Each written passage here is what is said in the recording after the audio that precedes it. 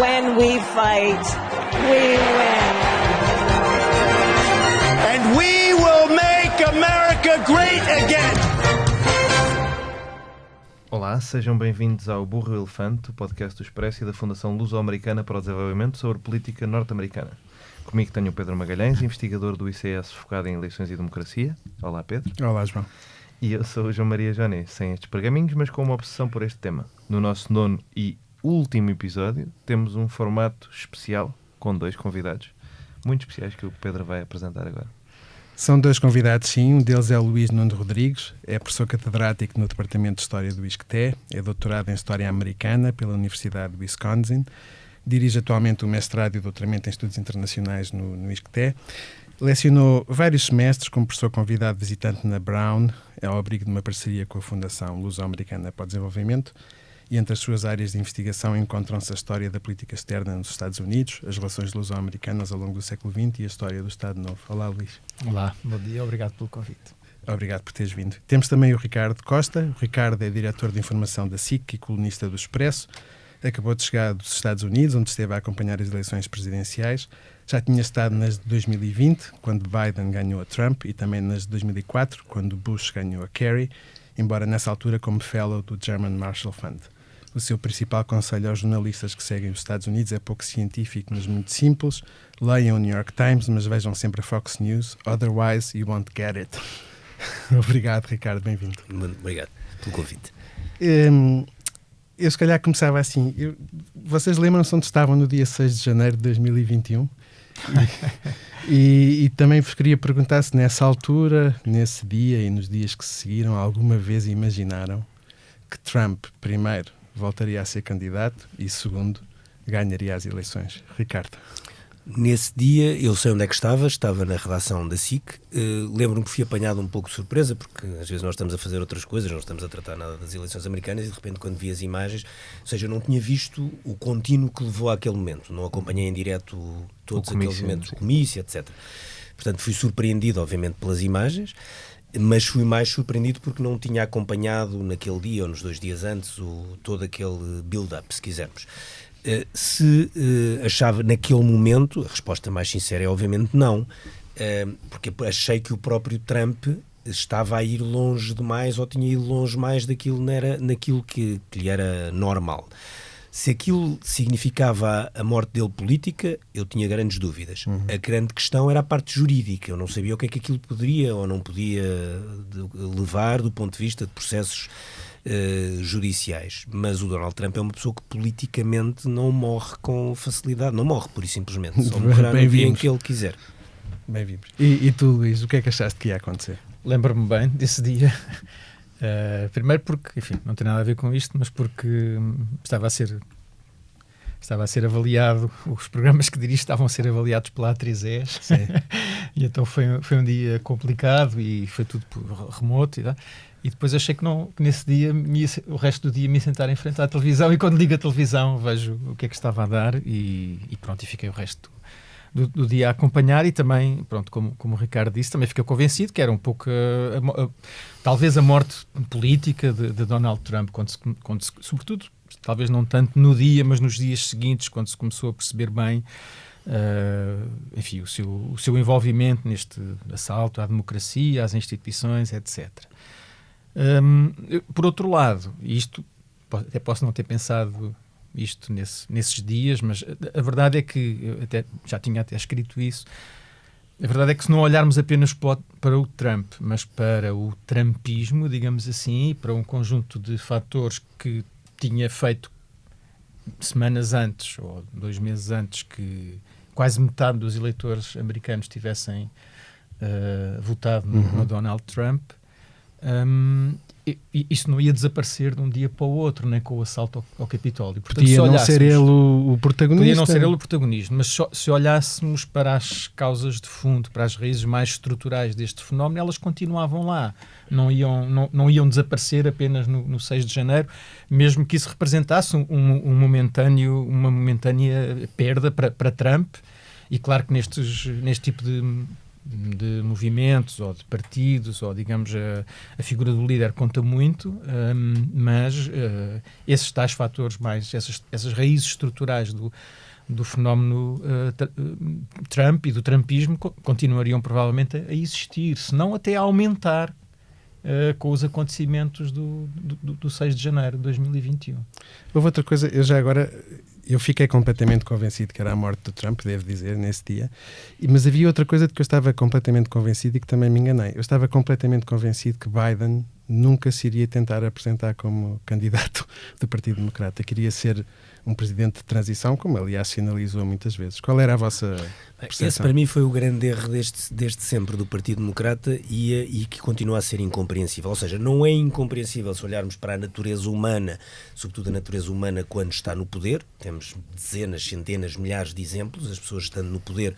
É normal, em todas as áreas, mas na política mais, às vezes não têm frieza de olhar para a sua própria prestação e possibilidades e limitações. Todos nós temos essa incapacidade, mas no poder, o poder é, como dizer, também aquele é um grande afrodisíaco, não é, de certa forma, e portanto as pessoas estão ali no meio no topo, e naquele caso é literalmente no topo do mundo e ficam um pouco inebriadas. Porque obviamente que a fase inicial da candidatura do Biden para ser presidente era de alguém que tinha sido escolhido porque era o único que conseguiria parar Donald Trump naquela data, mas que teria que se preparar logo para a fase 2. Aí há uma série de erros. O primeiro erro, na minha opinião, logo na altura, e já tinha a opinião na altura, era a escolha da Kamala Harris. Fazia pouco sentido, ou seja, podia fazer algum sentido para aquele ticket, não é?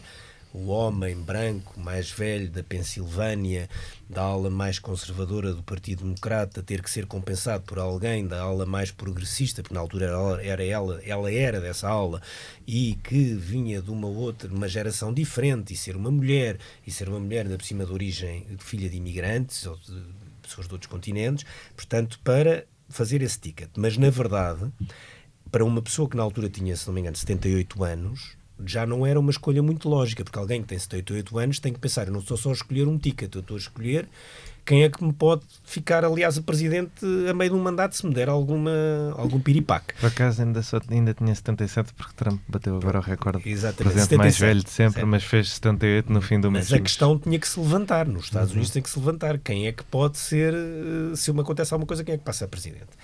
E acho que esse é o primeiro equívoco. O segundo equívoco é o tema das midterms, que é como correram muito bem a Biden e foram na sequência da decisão do Supremo Tribunal sobre o Roe vs. Wade, obviamente criou-se uma ideia dentro de parte do Partido Democrata que afinal era o fator Biden, e o Biden era a kryptonite do Trump.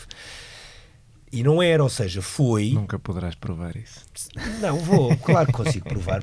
Provo por uma razão muito simples. Atenção, com o Biden esta eleição teria sido uma tragédia para o Partido Democrata ainda pior, porque a mobilização do Biden seria ainda menor, porque havia muitas pessoas que votam Partido Democrata, mas que não queriam votar nele porque achavam que ele não estava capaz. E isso não funciona. Não funciona em lado nenhum do mundo. Isso não funciona. Não vais por aí. Isso é já uma coisa de contrafactual de quem quer acreditar numa coisa que não é verdade, mas que não é verdade. É isso, não dá, mas o que tem graça, era uma piada, mas o que tem graça é que não dá para provar que não é. Mas isso não nunca saberás se o eleitor suburbano branco não teria como votado também não dá para numa provar uma coisa na qual eu acredito piamente, que é, se não tivesse havido pandemia, o Trump tinha sido reeleito em 2020. Exatamente. Tinha sido reeleito. Isto é o que eu acho, que a economia estava muito boa e ele estava com uma popularidade muito alta. Agora, eu não posso provar isto, mas claro, acho que é muito provável aliás, já há pessoas que dizem em 2020 mais valia que ele tivesse ganho em 2020 e agora era mais fácil, agora invertíamos há pessoas a defender isto, que o esforço que o Partido Democrata fez em 2020 foi um erro, porque ele voltou mais forte se tivessem deixado de fazer o curso normal do trumpismo. Eu li artigos sobre isso agora nos Estados Unidos, pessoas defendiam isto. Mas ninguém abdica de tentar ganhar eleições.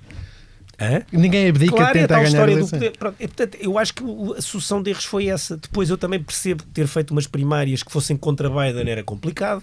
Se tivessem feito umas primárias em 23 em que havia uma série de candidatos que tinham que estar a desligar do incumbente, sobretudo se o incumbente tivesse menos popular, poderia ser complicado para a presidência. Portanto, tudo tem uma razão.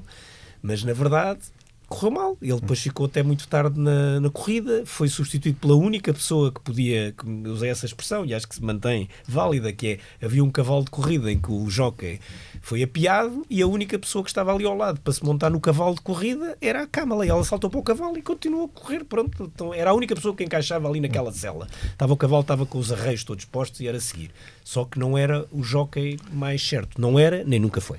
Luís, os historiadores como tu, nos próximos anos vão-se entreter a contar os meandros da administração Biden, como é que esta decisão foi tomada, o papel da doutora Jill Biden, mas nessa altura tu achavas que Biden ia ser um candidato... Jocosamente? Usaste doutora jocosamente? Usei. Só para ter a certeza. Só para confirmar. Na altura tinhas a percepção de que era inevitavelmente um candidato transicional, ou alguma vez imaginaste que ele se voltasse a apresentar? Não, por acaso, tentar apresentar. Desde o início que tive a ideia que ele poderia... Lembro-me que há uns anos recebemos ali no Isqueté um dos seus conselheiros, na altura mais diretos, ainda ele era vice-presidente, e pareceu-me que estavam... Enfim, que esse setor, esse grupo de apoio dos seus conselheiros mais diretos achavam que ele viria a ser presidente dos Estados Unidos muito naturalmente, e depois acabou por ser. Mas isto, pronto, não era ainda no contexto da reeleição, mas apenas da primeira eleição. Eu acho, de facto, aqui o fator...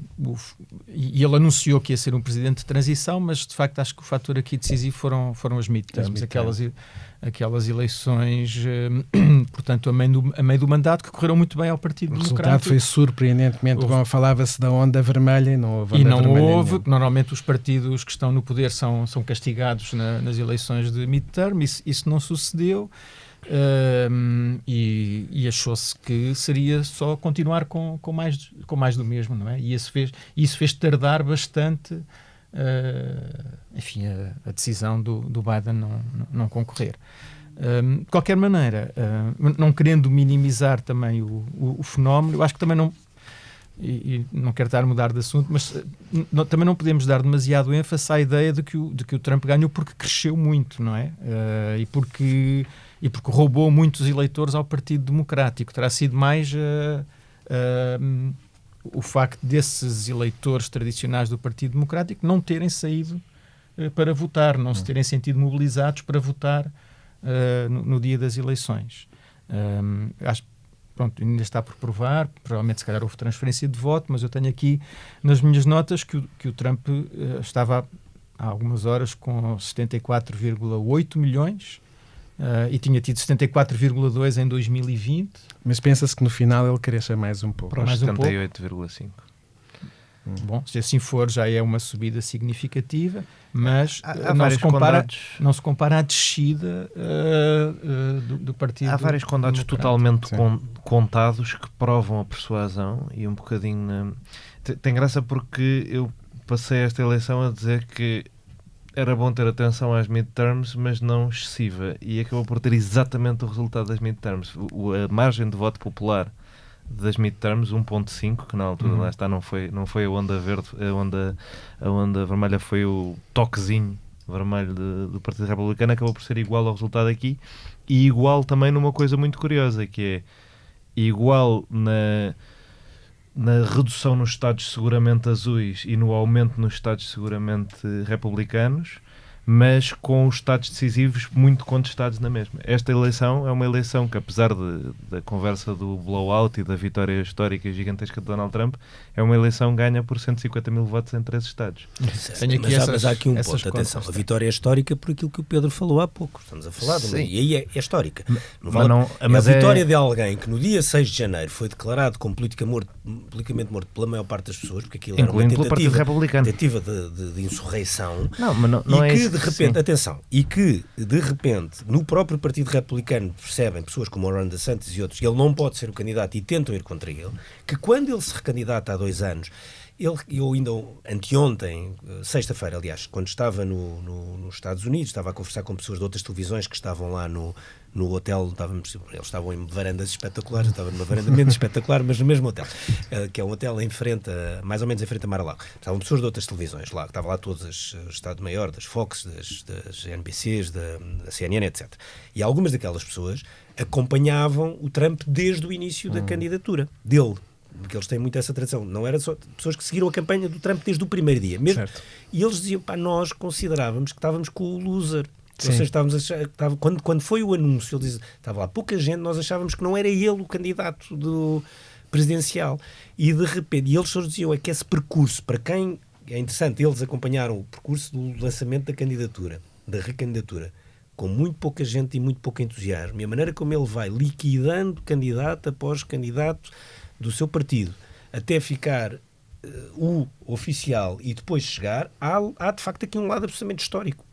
Sim, mas estávamos a falar de proporções e de dimensões. Estamos a falar de uma das vitórias mais pequenas da história, do quartil de baixo de colégio eleitoral e de voto popular. Aliás, o Donald Trump ganhou com uma percentagem inferior em voto popular à Hillary Clinton em 2016. Eu costumo dizer esse exemplo, mas estão aqui duas pessoas, sobretudo uma que é profissional de sondagens e outro, o João Maria, que gasta muito tempo com isso, e bem, só que há um ponto, que é, nós quando... Eu digo isto mais jornalístico e sociologicamente e não tem nada de científico, é mais uma questão de experiência. Nós, quando cortamos o elefante em muitas postas, às vezes cometemos o erro de deixar de ver o elefante. Ou seja, é muito importante cortar o elefante às postas, e aí é que se estuda, como o voto latino, o voto negro. Aliás, se não se cortar às postas, não se consegue fazer esta análise. Mas volta e meia nós temos de dar um passo atrás para perceber se ainda estamos a olhar para um elefante. E o que eu digo é, façamos isso das análises todas, que vocês sabem fazer muito bem, mas volta e meia tem que se olhar para trás, dar 2 passos atrás e ver o bicho. E o bicho é o Trump. E o Trump fez uma campanha bem feita, muito bem dirigida. Eu digo isto desde sempre, apesar de toda a gente não concordar, muita parte das pessoas não concordar comigo, foi dirigida por pessoas mais clássicas do Partido Republicano. Pela pessoa que vai ser agora o e pelo Chief outro, of o Staff. Laci Vittles, que é pessoas mais clássicas do Que Partido tinha Republicano. contribuído para liquidar o Kerry. Ele foi mais obediente na campanha do que noutras, ou seja, ele nos comícios depois saía do guião e fazia aqueles comícios dele, que ele vai ali dar 30 voltas, mas ele seguiu mais o que eles lhe mandaram. Isso é fácil, comparando com 2020 e 2016, ele foi menos intuitivo e seguiu mais o que os diretores de campanha lhe disseram. Passou a ter isso, para mim foi muito claro agora então nestes 15 dias. O movimento, neste momento eu acho que já nós não podemos, ou seja, nós ainda podemos falar em trumpismo, mas atenção que eu acho que o movimento MAGA, não sabemos como é que vai acontecer, até porque ele depois muitas vezes zanga-se com as pessoas e corre com elas e tal. O movimento MAGA neste momento, nestas eleições, é oficialmente uma coisa maior que Donald Trump. A escolha do J.D. Vance, que eu não sei se lá chegará, é uma escolha, pela primeira vez ele tem ali um sucessor. Quando era o Mike Pence, não era sucessor dele, nem perto nem de longe. O Mike Pence era alguém que compensava o ticket dele, mas não era o sucessor. O Vance está ali para ser o sucessor dele. E dando uma carga... Que todos os candidatos republicanos tiveram, ao contrário de 2016, todos os candidatos republicanos tiveram pior resultado do que o Donald Trump. E muita gente foi ao seu boletim de voto e só votou no Donald Trump.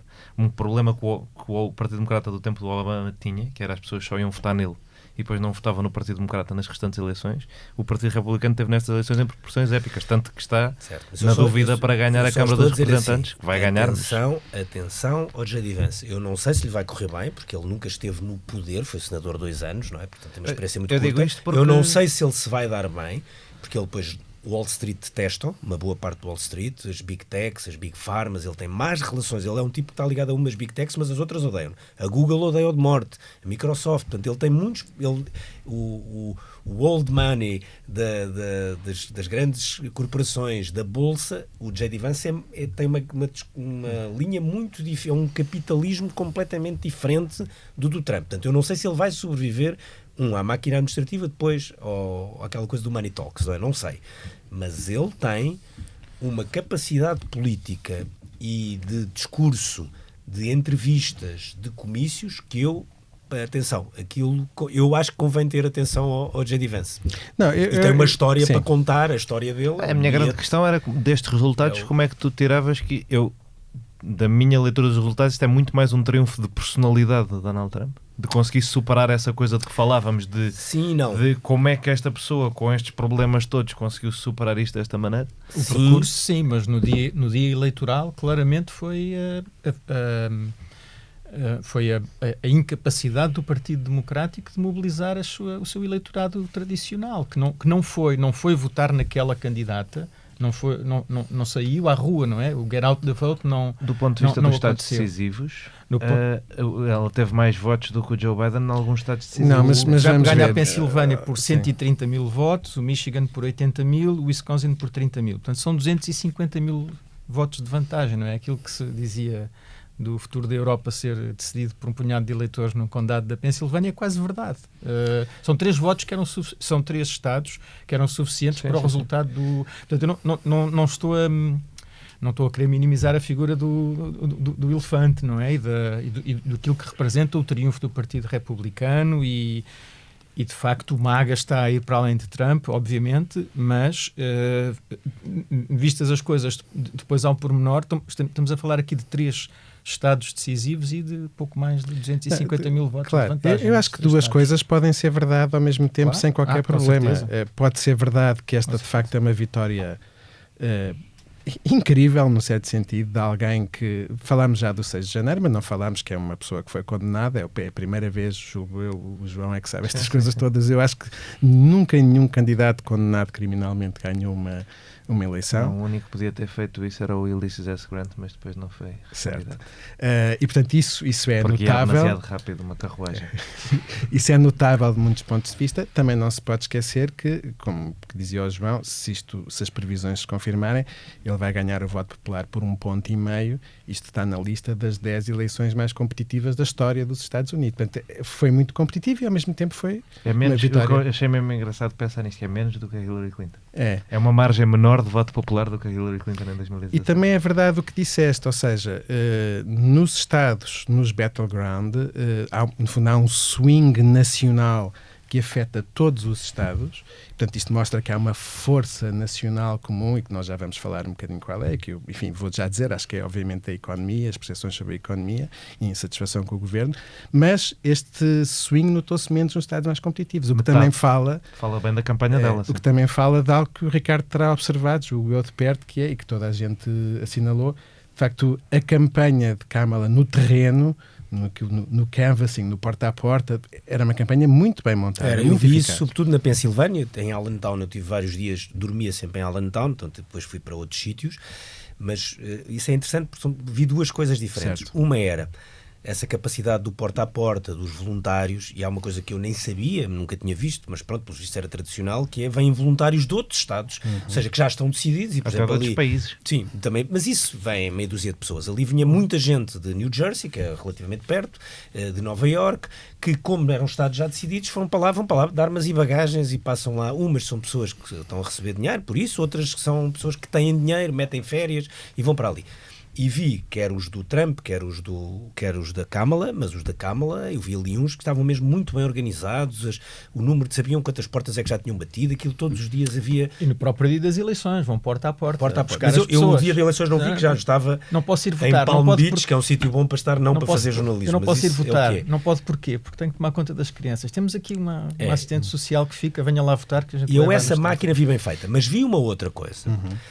Que, atenção, que eu fiz a entrevista, eu nem tinha percebido a importância da pessoa que eu estava a entrevistar, percebi depois, que foi, eu fui a norte de Filadélfia, ao Bucks County, porque percebi que estava a haver uma confusão, com a história de que tinham fechado, proibido umas pessoas de votar na terça-feira, na semana antes das eleições, terça-feira ao fim da tarde tinha sido, havia um vídeo de uns guardas que tinham proibido pessoas de votar, estavam na fila, que era uma coisa menor, e há uma pessoa chamada Scott Presler, que é um ativista para o Trump do Twitter, que depois eu percebi que foi responsável por uma quantidade enorme de amish terem registado para votar.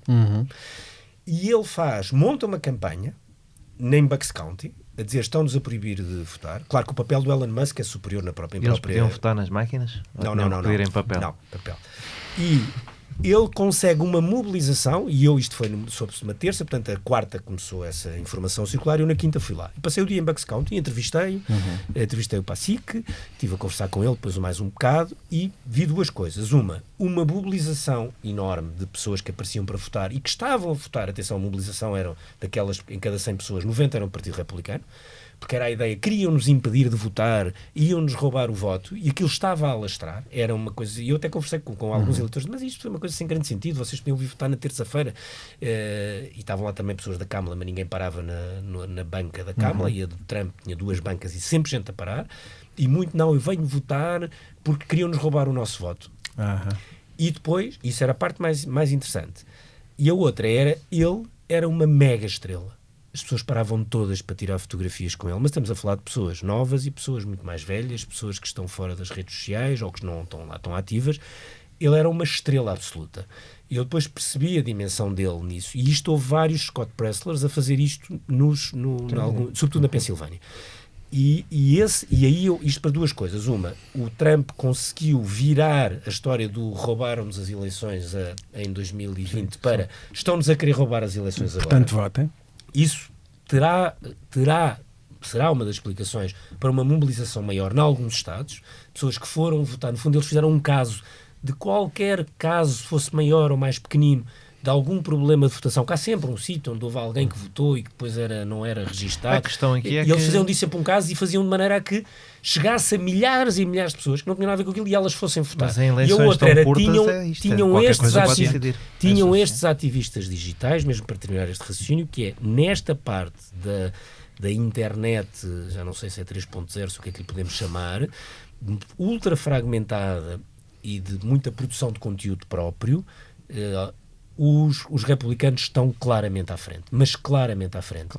Isso teve muito a ver com o Covid, em que houve muita coisa que apareceu anti-governo, anti-medidas de governo nacional, federal ou estadual, anti-medidas de contenção, anti-lockdown, anti-o que fosse, anti-vacinas, não interessa, apareceu muita gente e de repente há alguns podcasts, alguns videocasts, alguns influencers ativistas democratas também muito relevantes, mas o número de relevantes no lado do Partido Republicano é incrivelmente maior. E atenção, alguns com coisas muito bem feitas, mas muito bem feitas, é muito bem feito. Mas isso é muito interessante, deixa só dizer, isso é muito interessante, já agora, para quem está a ouvir, tudo o que nós estamos aqui a dizer vai ser analisado durante anos e vai haver imensa produção científica, estamos aqui a lidar com os indicadores que temos e, portanto, não há nada definitivo. Mas é muito interessante o que estás a dizer, é como se houvesse um ground game tradicional, não é? Do bater, o porta a porta, o ir buscar, e depois há um novo ground game mais profissional, que mais diferente. Digital. Sim.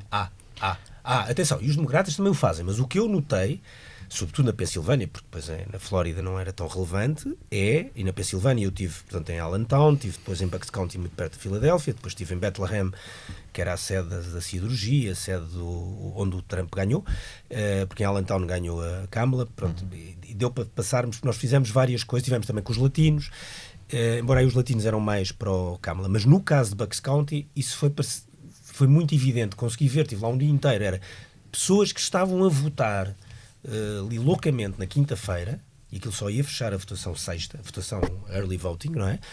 Estavam ali empenhadíssimas porque lhes queriam ter roubado a eleição.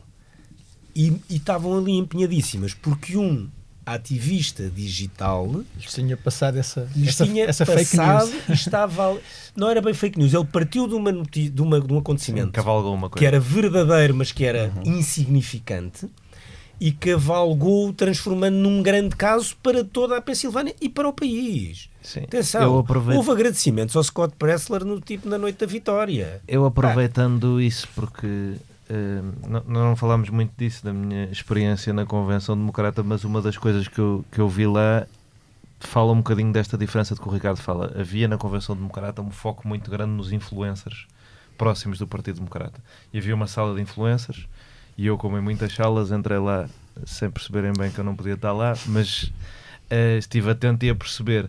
E o que eu acho que há de grande diferença do espaço informativo desta nova internet entre o Partido Democrata e o Partido Republicano é que um influencer democrata é muito menos direto, evangeliza muito menos, é muito mais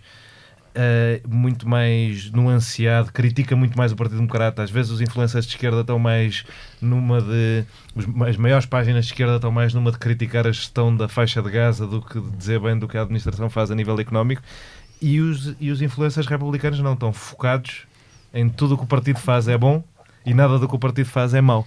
Claro, e tem muito mais facilidade em passar uma imagem de contraste, uma imagem de oposição entre o bem e o mal. Quer dizer, isso também fala muito da própria promoção da radicalização do discurso por parte do Partido Republicano. É a tal polarização assimétrica, não é? Não sei se Luís, queres falar um bocadinho disso. Exato, e esta semana saiu uma entrevista com um escritor irlandês, tinha aqui nas minhas notas, mas no New York Review of Books, em que ele dizia que o Trump também trazia aos eleitores o entretenimento da violência do discurso, da discussão, quase aquele estilo reality show, e que a campanha democrata era mesmo isso que estavas a dizer, era boring, porque de facto não apelava a esse radicalismo, a ver as coisas entre o bem e o mal, e que isso, enfim, na tal internet 2.0 teria facilitado a mensagem republicana.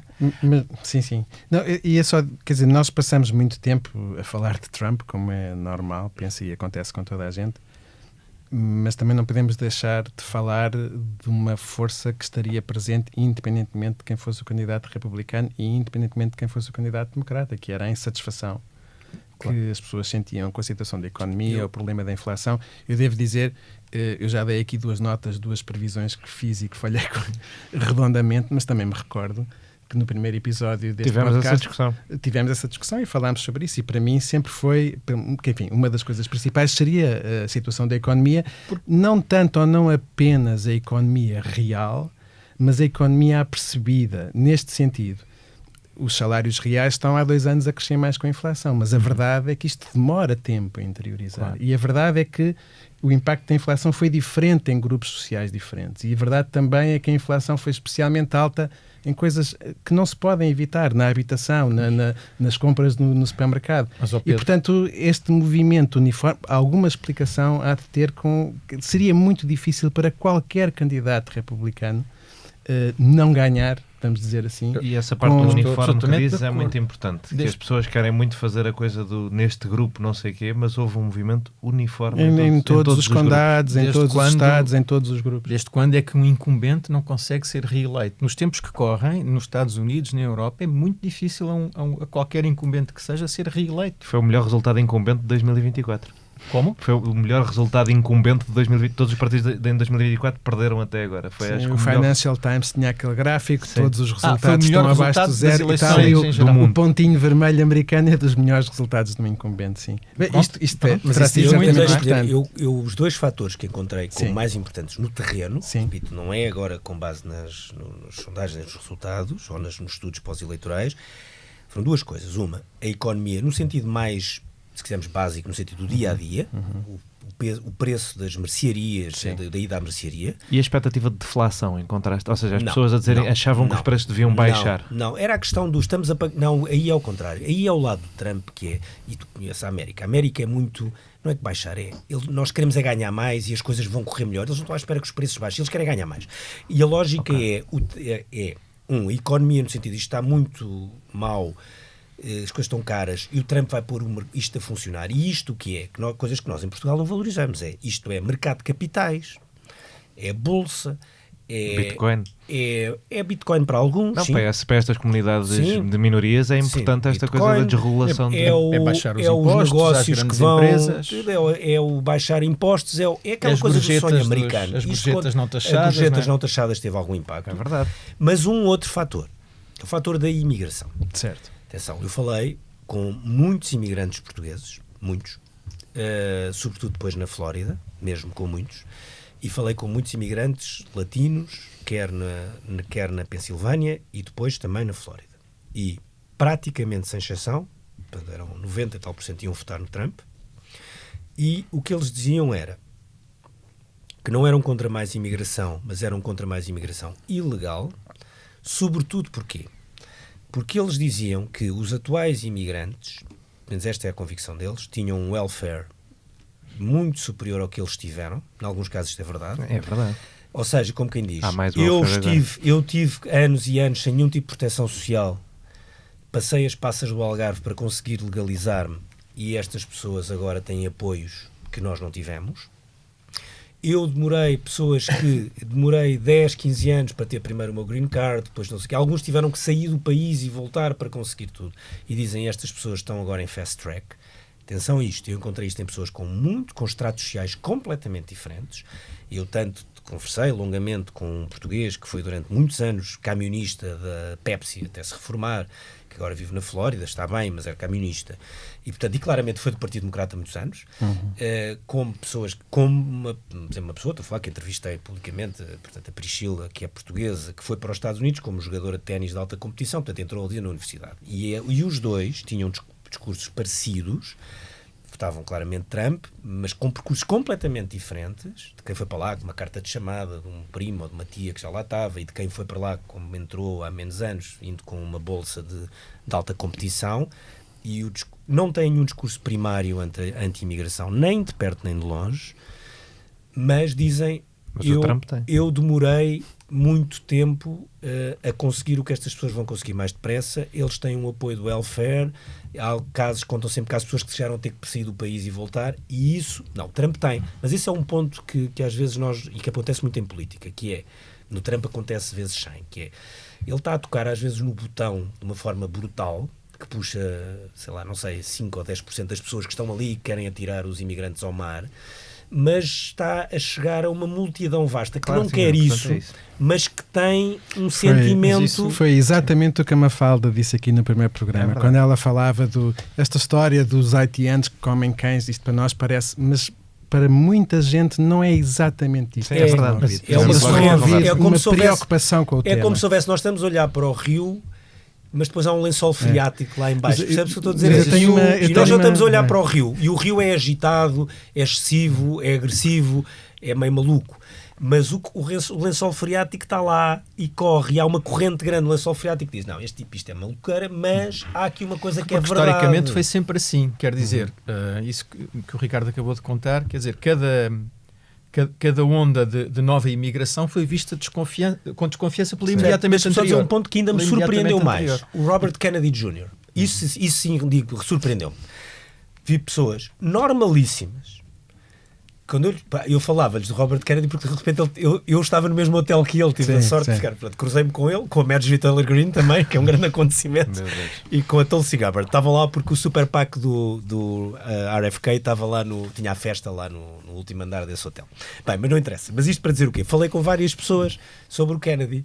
Porque nós olhamos para o Kennedy como uma pessoa meia, totalmente científico, que as coisas das vacinas, os vermes na cabeça, não interessa. Vamos ouvir mais. Mas o que muita gente diz, pessoas normais, normalíssimas, e que não são anti-vacinas e que dizem assim, mas atenção, o que ele diz das Big Pharma americana e das grandes corporations da alimentação, ele tem 100% de razão. As pessoas dizem isso.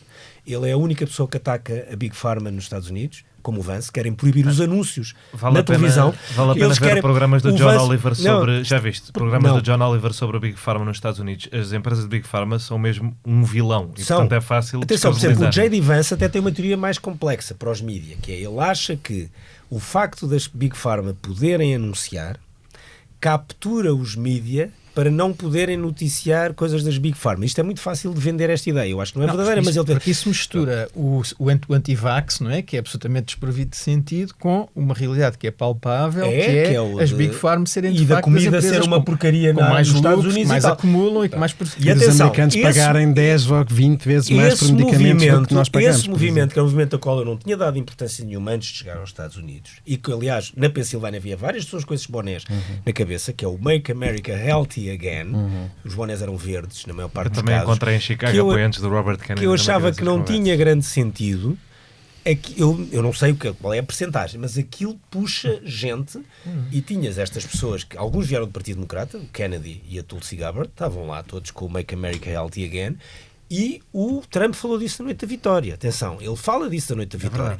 Ele tem a noção de que essa entrada das pessoas do Healthy Again lhe deram uma fatia nova, como os da cripto, ou como não sei o quê, mas estes, que são pessoas que querem que os americanos comam melhor, que tomem menos medicamentos, que tomem menos vacinas também, não interessa, mas querem misturar isso tudo. E atenção, aquilo tem alguma força. E eu vi muitas pessoas, essa sim surpreendeu-me, pessoas super normais, algumas até eram eleitores do Partido Democrata, normais, pessoas normalíssimas, não tinham nenhum extremismo político de parte a parte. Não andavam de carabina. Não, e não tinham, sobretudo, não tinham aquelas teorias de que a eleição foi roubada, nada disso. Portanto, quando digo normais, eram normalíssimas, pessoas que conversavam sobre política, informadas e tal.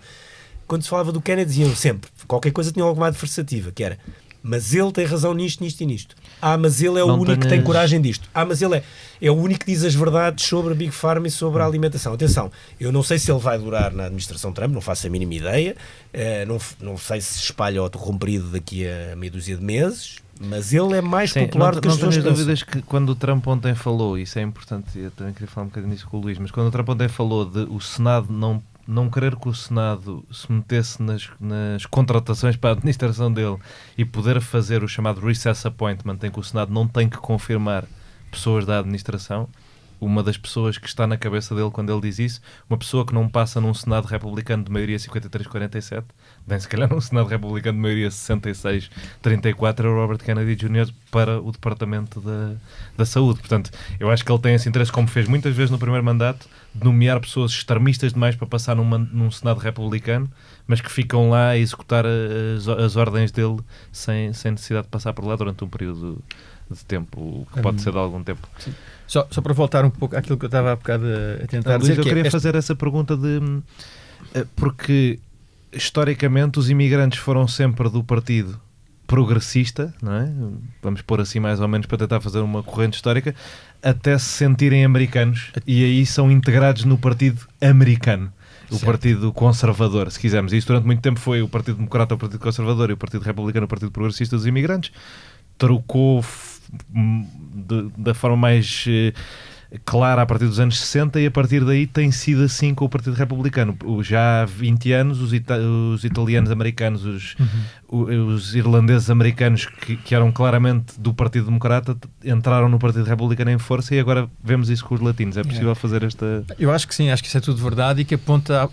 No início da conversa estávamos a falar aqui de algumas causas mais estruturais, de algumas permanências mais de longo prazo que fazem com que se perceba que estes fenómenos também não são meramente transitórios e essa é uma delas, quer dizer, o nativismo, a ideia de que o problema vem de fora, não é? Que o problema é o imigrante, que o problema é o imigrante irlandês primeiro, ou depois o russo, ou mais tarde o mexicano, ou o problema são os imigrantes judeus. Não, o problema são os imigrantes católicos. Não, o problema são os imigrantes muçulmanos. Tudo isto foi existindo ao longo da história dos Estados Unidos, não é? É uma característica muito própria do modo de ser uma sociedade de imigrantes. Exatamente, da formação histórica daquela sociedade, para quem a nova onda de imigrante é a que vem desestabilizar, a que vai pôr em causa esses direitos adquiridos, não é?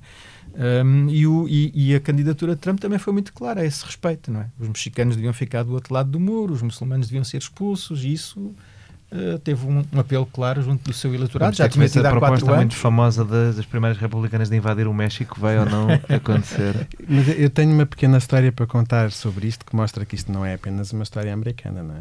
Quando foi do Brexit, eu ouvi um programa da BBC Rádio em que a repórter era inglesa, mas descendente de famílias indianas e que decidiu entrevistar várias pessoas a saber porque é que votaram Brexit, porque é que votaram UKIP. E a última pessoa que ela entrevistou foi sua auntie, foi a sua tia. E a tia explicou que votava UKIP. E a razão por que votava UKIP é porque ela era da Commonwealth, tinha vindo para a Inglaterra há muitos anos, tinha sofrido imenso e agora apareciam todos estes polacos por todo lado. É uma história muito parecida com a tua, não é? Muito parecida. Repare, atenção, eu no sítio onde estive com mais imigrantes portugueses, foi num almoço, era muita gente, eram, sei lá, 100 e tal, 200 pessoas, talvez 300 pessoas, assim, à volta disso, que era um almoço em Palm Coast, que fica 340 km acima de Palm Beach, não tem o mesmo allure de Palm Beach, que é onde há a grande comunidade portuguesa, quase tudo pessoas que vieram mais reformadas, que vieram de New Jersey, Newark ou de Boston e que se mudaram para ali.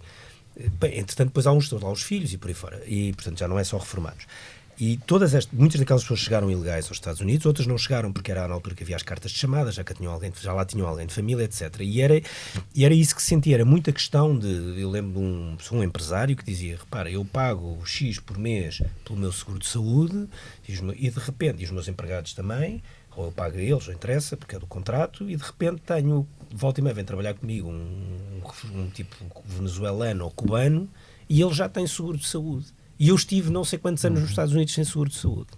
Isto é muito Ainda bem. poderoso. Um efeito do Obamacare. Isto é muito poderoso, certo? Ainda bem que tem. Mas eu não estou a dar razão. Eu só Claro, estou a tentar claro, compreender. claro, é a Sim, digo, subjetividade mas eu dessa percebo que na cabeça de uma pessoa que hoje está bem na vida, mas que sofreu muito e que passou anos e anos sem proteções sociais, de repente tem ali alguém que chegou e que já tem uma série de proteção social, e eu tentava fazer algum contraditório, dizia, mas olha, mas por um lado que é bom que tenha evoluído, por outro lado, atenção que isto não é permanente, vai ter que fazer isto.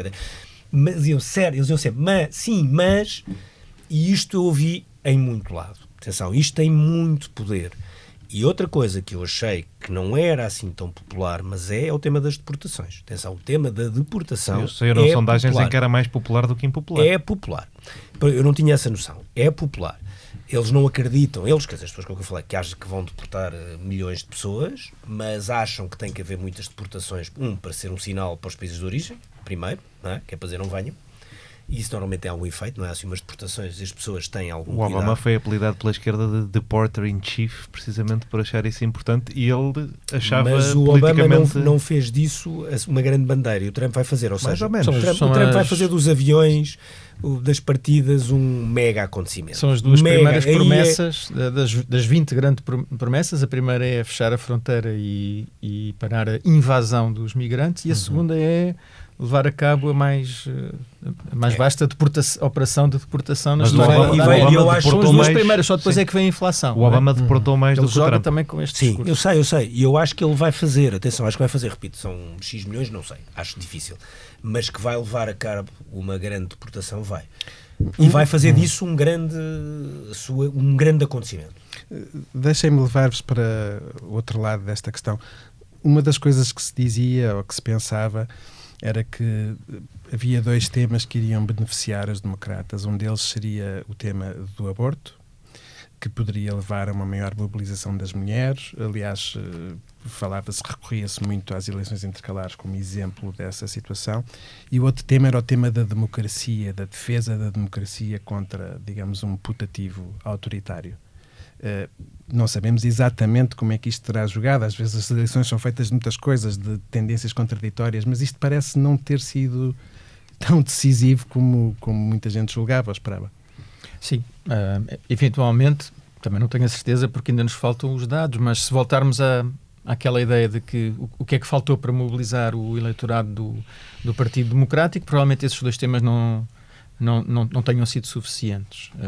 Não quer dizer que não tenha havido uma mobilização em larga escala do voto feminino na Kamala Harris, mas provavelmente a sua candidatura também terá sido vítima do simples facto de haver muitos homens americanos para quem votar numa mulher ou ter uma mulher na presidência era um fato impensável ou inaceitável, ou pelo menos não era suficiente para os levar a levantar do sofá e a ir votar nesse dia. Portanto, eu acho que há aqui uma clivagem de género muito clara que terá prejudicado a eleição da Kamala Harris, para além da clivagem racial, evidentemente.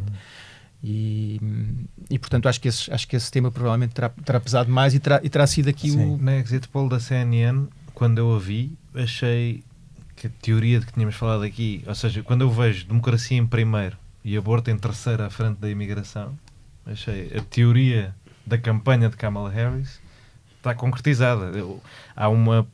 O problema aqui foi nas margens até das pessoas a quem esse tema motivou. O problema é que 73% dos americanos nessa sondagem à boca das urnas considera que a democracia está ameaçada e entre esses a maioria votou Trump. Essa parte é que é certo, a grande surpresa. Não é tão surpreendente assim. Há um discurso que no Partido Republicano era feito permanentemente, e era feito, por exemplo, na Fox News permanentemente e outros, de que a democracia estava em perigo. Porquê? Porque os imigrantes eram tantos que se Trump não fosse eleito, o Partido Republicano nunca mais ganharia uma eleição. Isto era dito de manhã à noite, atenção. Sim, não é era verdade. uma coisa marginal. Nós não dávamos muita importância a isto, nós, no lado de Para cá além do da questão de Atlântico. votarem ilegalmente, A etc. coisa, Ricardo, é que isso é que a questão da 2020. democracia ter posto em causa não era apenas pelo tema do Claro. 6 de janeiro. Para certas pessoas, e sobretudo na Europa, obviamente, o tema do 6 de janeiro é pôr o 6 de janeiro, não aceitar resultados eleitorais, isso é pôr a democracia em causa, nenhuma discussão sobre isso, mas isso foi uma coisa que eu só me apercebi quando cheguei aos Estados Unidos, não tinha percebido aqui o peso tinha percebido um bocadinho vendo a Fox News, que eu vejo bastante, tento ver bastante, mas começou a crescer, que era a lógica de temos que ir votar no Partido Republicano, porque se não votarmos e se o Donald Trump não ganhar, a democracia acaba na América, porque vão ser tantos os imigrantes a votar que nós nunca vamos ganhar uma eleição. Mas isso é muito estranho. O Trump é que avisou que não iam ocorrer mais eleições se ele... Mas repara uma coisa, como a Mas o que política é feita, esse a política lá, acontece Ricardo. de coisas muitas ao contrário. E o Trump tem uma arte, quando há bocadinho tu dizias que veio do reality show. Sim, ele veio num reality show.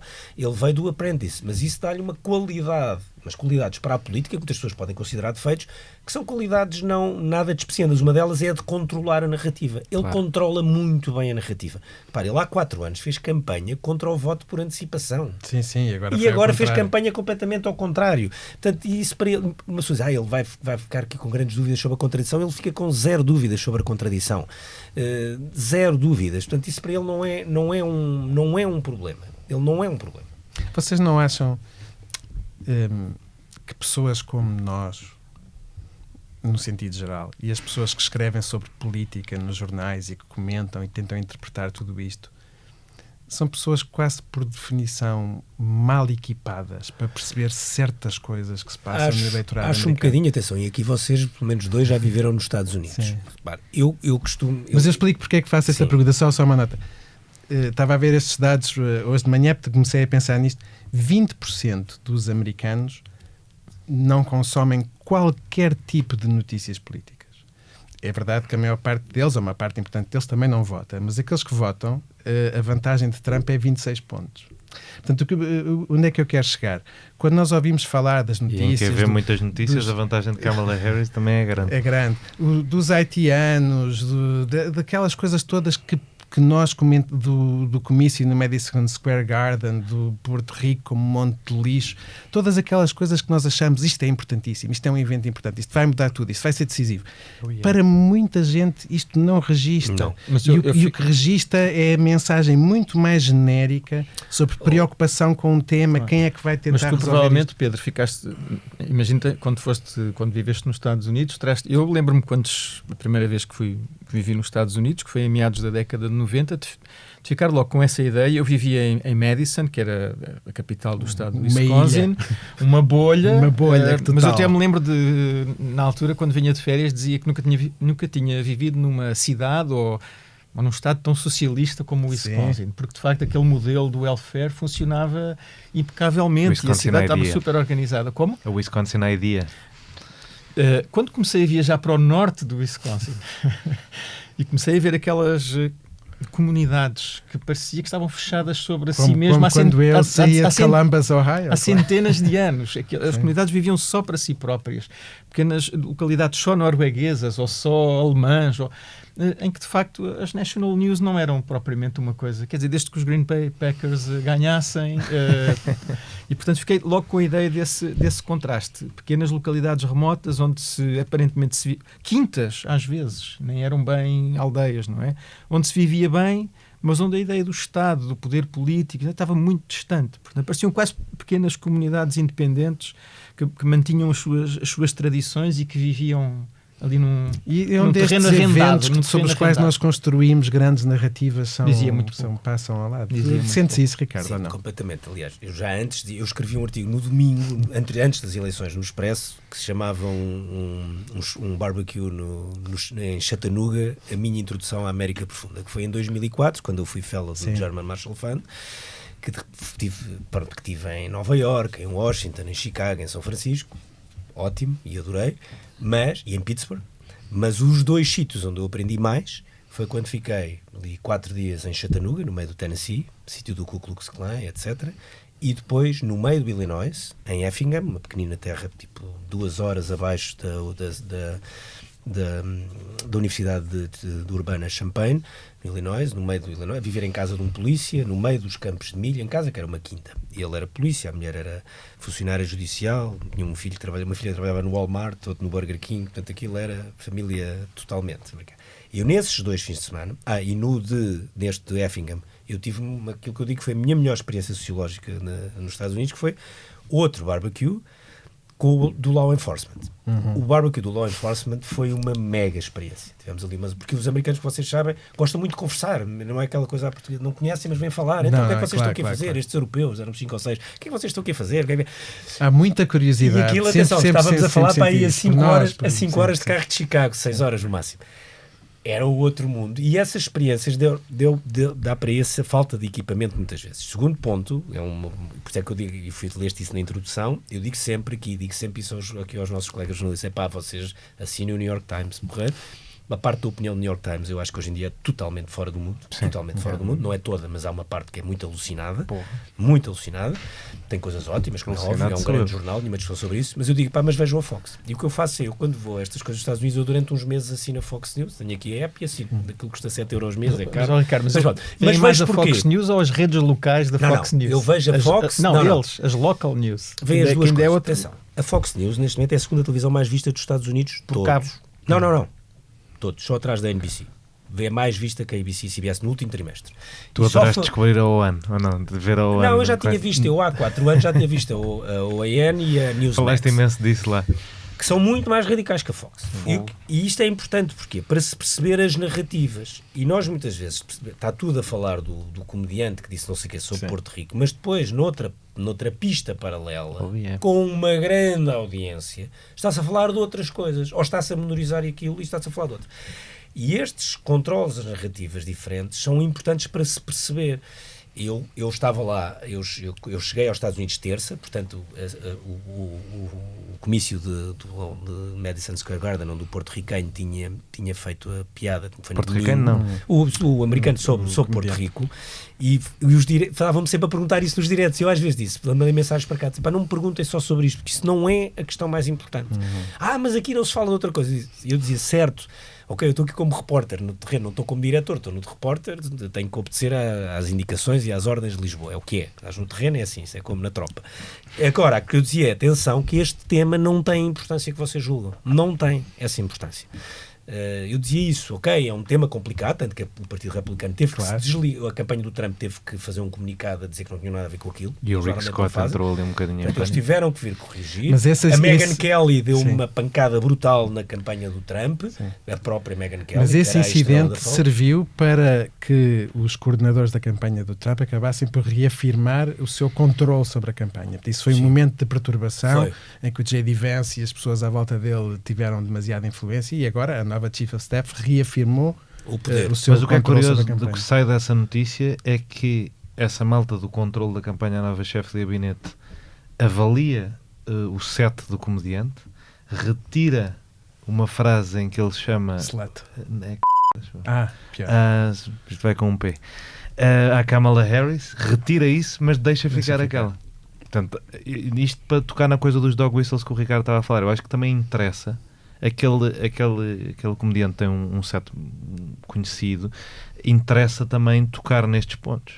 E esta coisa de que o Trump foi buscar, obviamente foi buscar latinos, e obviamente numa eleição lá está decidida por 100 e tal mil votos, tudo é importante. Mas esta coisa de mobilizar a identidade branca, acho que se tem falado pouco disto. Esta eleição foi mais branca do que a anterior. Apesar dos Estados Unidos estarem a ficar menos brancos, a participação eleitoral foi mais branca do que na anterior. 71% versus 67%. Deixa-me só dizer uma coisa. Foi mais branca, mas há um outro ponto, que é que tu notas, falando com as pessoas, é que depois há muitas comunidades imigrantes, inclusive latinos e negros, e já havia em 2020, eu lembro-me em 2020, é verdade. Quando fui, aí eu estive também na Pensilvânia, no Delaware, e muito tempo em New Jersey com os portugueses, mas depois eu terminei em Nova York. E na altura tentei ir fazer uma reportagem com a Alexandra Ocasio-Cortez, não consegui, porque ela não interessa, falhou, mas isto foi no Bronx, se não me engano, foi no Bronx. E estavam lá, depois tive um bocado à conversa com tipo de grupos que lá havia já, os Latinos for Trump, os Gays for Trump, isto já havia em 2020. Claro. Eram olhados mais como comunidades assim um bocadinho excêntricas, mas já havia grupos organizados, Latinos for Trump, com peso, mesmo no Estado do Estado de Nova Iorque. Mas quando eu digo esta coisa da identidade branca, é neste sentido que estávamos a falar do historicamente, quando a pessoa se sente integrada, não é por tu seres branco ou não, é tu sentires dentro da identidade maioritária. Tu estás a desvô, que que enfim, é uma frase feita, mas é o tema do sonho americano. O sonho americano existe, ainda existe. E muitas destas... E eu estou só a dizer que é certo. branco. Não, é branco não, calma, é branco na origem, mas hoje tu começas a ter muitos latinos, já tinhas, e negros e outros, que acham que esse sonho americano é deles, têm direito a ele, como é óbvio, e portanto assimilam parte desses valores, se quiseres, que historicamente eram mais brancos, ou seja, e assimilam e querem, porque aquilo é isso que eu estou Estados a dizer. Unidos é isto, o tipo que tem um carro, quer ter um carro melhor, tem uma casa, quer ter uma casa melhor, tem muita gente que quer isso. Bem, e há outra coisa que aliás em 2020 já se via e começou-se a ver e que agora se reforçou, que é um eleitor latino, bem, são milhões, portanto são todos diferentes uns e dos de países outros, completamente diferentes. Mas muitos são socialmente, culturalmente conservadores. Claro. E portanto, Por exemplo, esta relativa desconexão entre a identidade e os valores, e eu poder votar num candidato que está mais próximo da minha ideologia, é uma coisa também normal. E a própria posição da Igreja Católica também, que tem bastante influência junto das comunidades latinas, nos últimos tempos também evoluiu mais no sentido, digamos assim, mais favorável a Trump. O tema dos imigrantes assimilados não é completamente novo e também existe na Europa, como tu dizias há bocado no Brexit. Eu lembro-me em 93, num comício do Jean-Marie Le Pen, em La Défense, em Paris, que eu fui assistir com a Cândida Pinto, estávamos lá em trabalho, aquilo que deu depois a coabitação entre o Chirac e o Mitterrand. No fim, fui tentar entrevistar o Le Pen, e naquela altura ainda se conseguia chegar e tal, ali com o microfone. E ele estava a falar dos imigrantes contra os imigrantes. E eu depois perguntei-lhe e disse, então, e os imigrantes portugueses? E ele parou e disse, ça, c'est une autre chose. E parou, ou seja, ele estava num discurso anti-imigração, estamos a falar de 1993, e quando percebeu que era uma pergunta claramente de uma televisão portuguesa, e portanto ele pensou, isto vai chegar ao eleitorado português, como é óbvio, não é? Aos portugueses que estão em França ou vice-versa, para e diz, é outra coisa, e diz, são pessoas que trabalham, e são pessoas, ou seja, portanto isto é 93, nós estamos em 2004, foi há 30 anos. Portugal para ouvir esse discurso, nós hoje em dia temos o discurso de que os imigrantes brasileiros é uma coisa e os imigrantes do Sudeste Asiático é outra coisa. Mas isto é para dizer o quê? O Trump não faz um discurso anti-imigrantes, ou seja, nós convém, às vezes faz, mas convém, mas não é sempre. Ele faz um discurso que defende os imigrantes ilegais e é contra os imigrantes ilegais. E isso vai bater naquele tal ponto que há bocadinho dizia, vai ali mexer no software de quem nunca imigrou e que lá está a vida legais toda. Quer dizer os mais antigos, por ilegais quer dizer exatamente, os últimos anos. Os imigrantes que estão legais, aquilo mexe-lhe no software do pois é, mas eles estão ali e já têm um cartão da Segurança Social, ou já têm um seguro de saúde, ou vão ter uma casa, e eu demorei não sei quanto tempo. Essa parte, ele faz aquilo bem feito. Mas faz bem feito. No sentido, mais uma vez, de dizer que várias coisas podem ser verdade ao mesmo tempo, eu queria só dizer que, segundo os dados da Vodcast Associated Press, 84% das pessoas que votaram Trump eram brancas.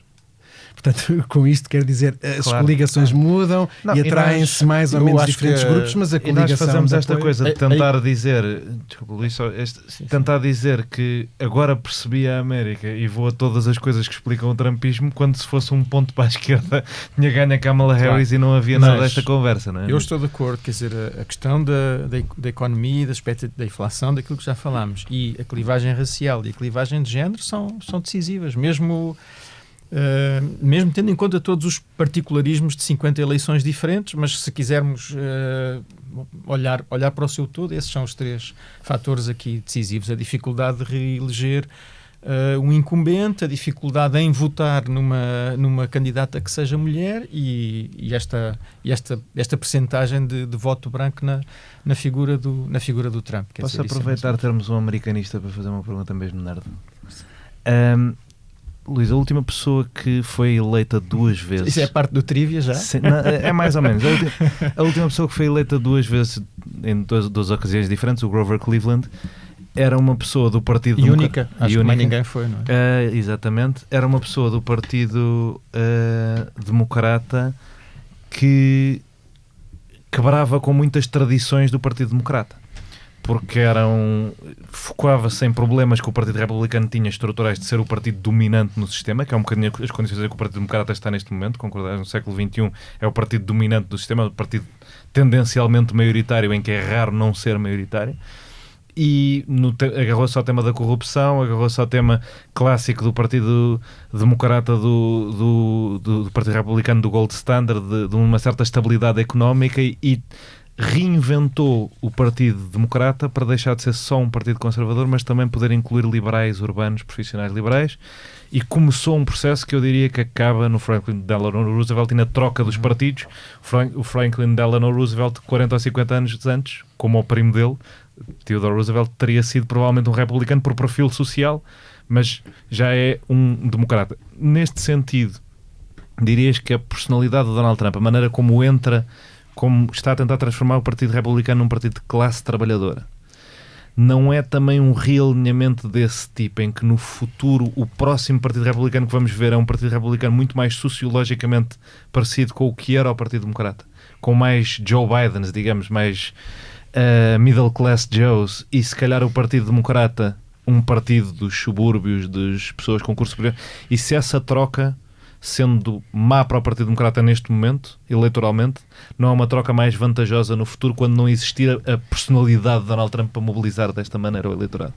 Eu não é sei... uma pergunta complicadíssima, peço imensa desculpa, mas... Não, eu não sei se consigo responder como americanista, como tu disseste. Eu acho que o Trump pode querer estar a fazer isso, mas que depois a sua prática governativa se vai encarregar de desmentir essas intenções, porque isso mas já da última vez aconteceu e não teve impacto no eleitor, não é? Pronto, quer dizer, se continuarmos a viver neste clima de crise permanente, de inflação, de aumento das desigualdades, etc., se ele continuar a capitalizar no voto de protesto, eventualmente sim, mas eu não creio que a política que ele vá pôr em prática favoreça esses grupos, faça atrair para o Partido Republicano, feitas as contas no final desse. Mas não o fez da primeira vez e aumentou o eleitorado de classe trabalhadora a partir daí. Como é que explicas isso?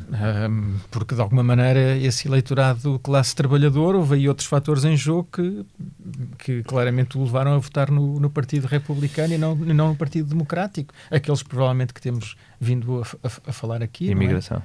Não, a questão da economia, a questão racial, a questão de género, essas três grandes clivagens, que eu acho que são as clivagens mais profundas na sociedade americana. Eu não estou 100% certo que a política económica do Trump não funcione bem para alguns desses eleitores. Não estou certo. Da classe média, da classe certo. operária, digamos assim.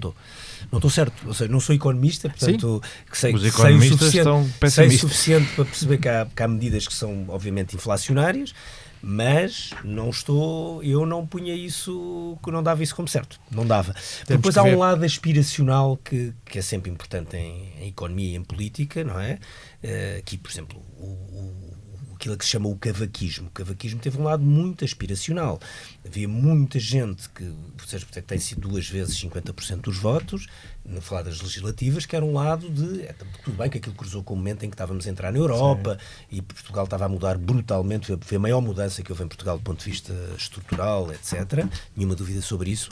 Mas, atenção, que o facto dos Estados Unidos terem moeda própria, terem a tecnologia, só eles com a China. A Europa está a ficar muito para trás no termo tecnológico e da inteligência artificial. Terem um mercado de capitais incrível.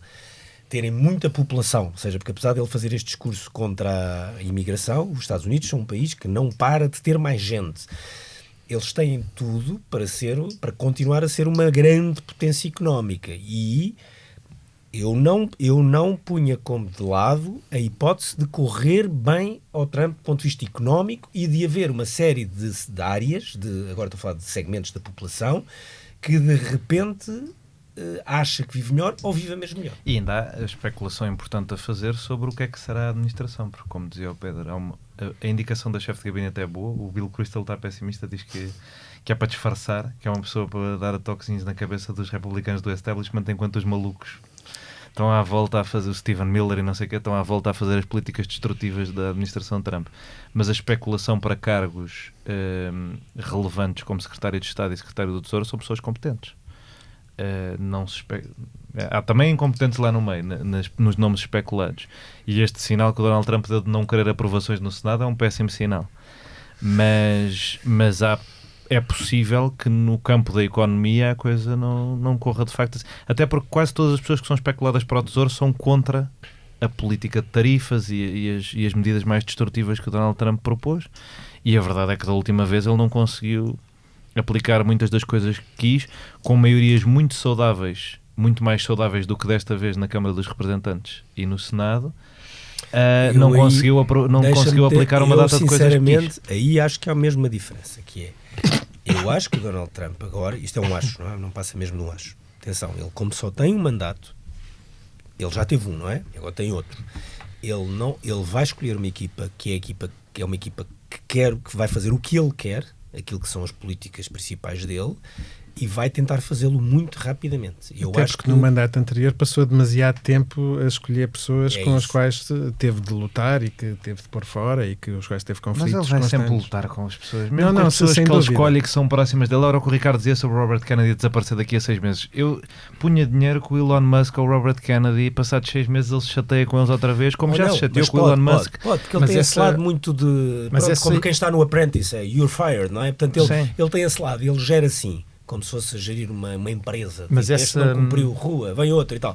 Esse lado eu acho que ele terá sempre. Mas atenção, eu acho, isto já é mais uma opinião mesmo, que nos últimos dias e sobretudo na noite eleitoral depois percebeu-se, há ali muito uma lógica de que o movimento MAGA já ultrapassa o Trump e que ele tem... Ele sabe isso e ele vai querer que isso continue. Claro que às vezes, depois na hora da verdade, o rei não quer que o seu sucessor tenha sucesso, a história está cheia de exemplos desses, não é? Em monarquias, em repúblicas, etc.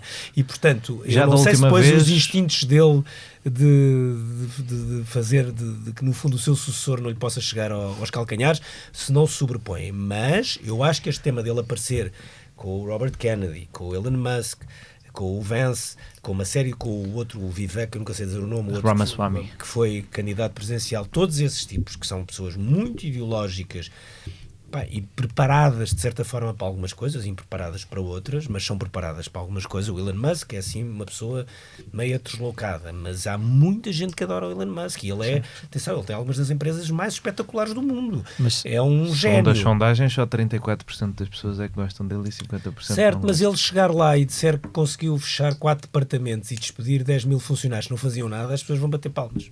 Mas esses 10 mil funcionários já não votaram nele, provavelmente. Está bem, mas as pessoas acham o máximo. Depois pode não funcionar. O estrago. O que eu acho é que... Está bem, mas eu não estou a defender. Eu estou a dizer que... Eu também não, claro. Ele diz isso e as pessoas dizem, uau, claro, vamos embora. Ele colocou um meme, não sei aquela do Let It Sink, ou seja, que ele quando entrou no Twitter, tirou a fotografia dele fez um meme, que era ele com um lavatório a entrar no Twitter, que era escolher, e agora fez o mesmo com a casa, com a sala oval, ele com o lavatório na mão. Que é como quem diz, eu vou lá arrebentar com o programa económico do Trump, só para voltar ao que estávamos a dizer, quer dizer que, de uma forma muito simplista, cortar impostos, digamos assim, às empresas e digamos, reduzir ainda mais a intervenção reguladora do Estado na economia, não é? Que são duas das grandes bandeiras. Eu não tenho certeza que isso resulte na prática, mas pronto, não sabemos. Até agora parece não ter resultado, ou seja, se nós olharmos para os últimos 30, 40 anos da história dos Estados Unidos e da história do mundo, essa ideia do trickle-down economics ainda não... As taxas de crescimento, o índice de desigualdade, por exemplo, nos Estados Unidos... Nós estamos aqui a assistir a uma coisa um bocadinho diferente. Desde os anos 90 que não para de crescer, ou seja, desde os anos 90 que a sociedade norte-americana é uma sociedade cada vez mais desigual e cada vez mais polarizada. Eu não sei porque é que mais 4 anos de Trump em que é que vão contribuir para que esta tendência não continue a verificar-se. Este aumento das desigualdades e este aumento da polarização, quer com... enfim, não sei, não tenho aqui como é que se chama o coeficiente Gini à mão, mas imagino que não haja nenhum dos mandatos, seja republicano, seja democrata, em que esse índice tivesse descido desde os anos 90, e, portanto... Mas essa desigualdade joga contra candidatos com um perfil como Trump? Eu acho que não. Eu acho que joga contra candidatos que estão no poder. Seja quais forem. Isso sim, mas tempo, o Vance usa muito isso, não é? Aquela coisa que o Angus Deaton chama os Deaths of Despair, não é? Do meio dos Estados Unidos. O Vance escreveu um romance sobre isso. O Vance, o Hillbilly Elegy é sobre isso. É sobre ele, é a autobiografia dele. É que não é um romance, é a autobiografia dele escrita aos 31 anos. Atenção. Está bem, mas é a autobiografia dele, é poderosa, é uma história poderosa. Mas olha, só para deixar aqui a nota para daqui a 4 anos ou 8 ou o que for, a única vez que o J.D. Vance foi a votos, o resultado foi muito pior do Eu que os sei. fundamentals do Estado fariam prever. Eu sei isso. Que E a campanha dele foi não correu horrível. bem, foi salvo pelo Trump. E atenção, e como eu disse há pouco, nas cortes está a história de herdeiros que estavam para ser e que são postos fora, está cheia delas. Eu só estou a dizer, eu não desvalorizaria o J.D. Vance. Eu teria alguma atenção a ele por ser uma coisa até completamente nova, não sei se na história total da política americana, mas nas últimas décadas é uma coisa completamente nova. Não sei Claramente a pessoa mais bem colocada para continuar o... E foi escolhida, MAGA e e o eu acho que foi trumpismo, escolhida como para lhe isso. chamem. Ele foi escolhida para ser a pessoa que pode continuar o MAGA. Depois vai ser ou não, não sei. Pode aparecer outras. Aí os Estados Unidos têm uma grande dinâmica, não é só na economia, também na política. Por fim, o último ponto é o tema da economia. Eu não desvalorizaria. Atenção, há ali os Estados Unidos têm, de facto, essa capacidade económica, tecnológica, científica e humana, em termos de força de pessoas e de mercado de capitais, etc., que lhes dão um poder e umas possibilidades muito grandes. E, portanto, eu não estou a dizer isto do ponto de vista da análise económica, não sou capaz de fazer. Há muita coisa ali, propostas que eu acho que são erradas, muito erradas, e vão dar errado. Mas eu mantenho aqui um asterisco a dizer isto pode dar razoavelmente certo do ponto de vista económico. Agora, há também uma coisa que é certa nos Estados Unidos, é que a não ser que se mexa nas regras do poder, não é? Nas regras como funcionam as eleições, enfim, vamos deixar isso como incógnita, a opinião pública americana, e não só, funciona um bocadinho como um termostato. E não é? odeia a mudança. Não, funciona como um termostato. Quando as coisas empurram um bocado mais para a direita, as pessoas reagem Sim. mais para a esquerda. Quando empurram mais para a esquerda, reagem à Aliás, direita. É um bocadinho a garantia de uma certa alternância. Um imigrante português com que eu tive, que era muito bem informado e que votou Trump, e eu disse, bem, isto agora é Trump, e ele disse, não, atenção, Não. calma. Ele disse, não, e ele votou Trump. Nas midterms vão ganhar os democratas. E eu disse, não, mas repare, os democratas bem agora possível. estão um bocado em estado de choque. Eu disse, não.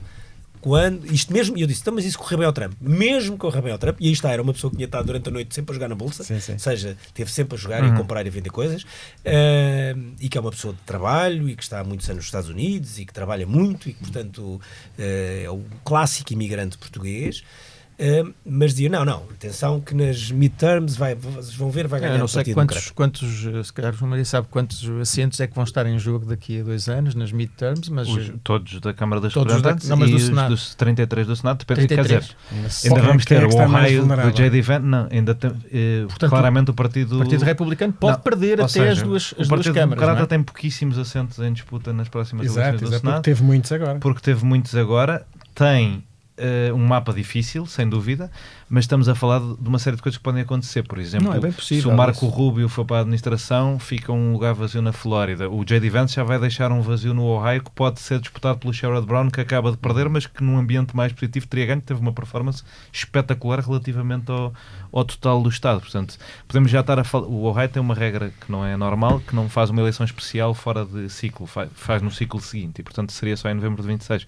Mas dependendo das nomeações da administração Trump, até pode haver muita gente a sair do Senado e a criar mais lugares, ou da Câmara dos Representantes agora em eleições especiais. Já se fala de Donald Trump escolher 2 ou 3 representantes para a sua administração, e é possível que a maioria republicana não passe das 2 ou 3 pessoas, portanto o Partido Republicano pode perder a maioria na Câmara dos Representantes entretanto, não é provável, mas é possível. Ainda nem se sabe se a tem, apesar de ser o cenário mais provável neste momento, vai ser uma maioria muito curta, e portanto é tudo muito incerto, e qualquer especulação daqui a 4 anos... Eu lembro-me de, a meio do segundo mandato do Obama, o favorito para ser presidente dos Estados Unidos ser o Rand Paul, e portanto eu acho que isso deve ser sempre posto em consideração. Agora, esta semana estava toda a gente a dizer que o próximo presidente dos Estados Unidos é o Gavin Newsom. Acho que deve ser, eu também acho que não, mas deve ser sempre posto em consideração que nós há 4 anos temos mesmo muito pouca visibilidade sobre o que é que vai ser a situação daqui a 4 anos, e o que é que vai ser o J.D. Vance, e o que é que vai ser a estrela maga, porque eu diria que há pessoas como o Josh Hawley ou o Tom Cotton que se calhar são melhores eleitoralmente e politicamente do que o J.D. Vance, e que podem aparecer no futuro. Muita especulação ainda, mas sim, vamos ter que acabar o nosso último episódio. Como o Pedro sempre foi contra o quiz, no último episódio esqueceu-se de trazer o quiz. E portanto Portanto, trago. Não, mas ele tem de Se, reserva. se o quiz for sobre a Fox News, eu tenho conserto em todas. Foi o que eu mais vi nos últimos Eu falho em meses. todas. Sou Vamos- péssimo em trivia. Vamos começar com um trivia muito básico. Se Kamala Harris tivesse sido eleita presidente, empataria o recorde de presidente mais baixa de sempre, com 1,63 m. Quem é que tem este recorde que agora não foi igualado? John Adams. Não. Não faço a mínima ideia. Não? Não. Não queres mandar um nome? ou Não, queres? não. James Monroe tinha 1,63 m, apesar de ser o único presidente, para além de George Washington, de ter unanimidade no colégio eleitoral, era muito baixo. Acho que não teve, por um. Não teve por um. Nós Justamente falámos. para não ser. Foi uma pergunta de quiz. falámos Foi assim que eu no outro ganhei dia. todos os quizzes para sempre. Ok. Foi nessa pergunta.